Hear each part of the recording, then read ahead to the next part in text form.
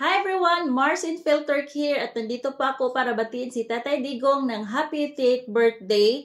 Ang wish ko po sa kanya ay sana safe at good health po siya palagi. At syempre, ang wish ng lahat ng mga Pilipino na makauwi na po siya sa Davao, inshallah. Dahil dyan, kantahan ko po siya ng birthday mula dito sa bansang Turkiya. Ito lang gamitin natin guys, kay bawal man dito mag-ingay. Mutlu yıllar sana, mutlu yıllar sana, mutlu yıllar, mutlu yıllar, mutlu yıllar sana, mutlu yıllar sana, mutlu yıllar sana.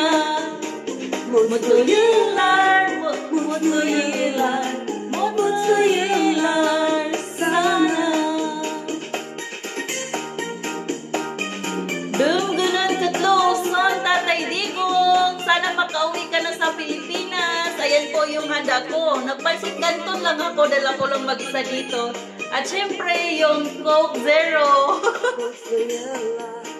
Sana mutlu yıllar sana, mutlu yıllar, mutlu yıllar, mutlu yıllar sana.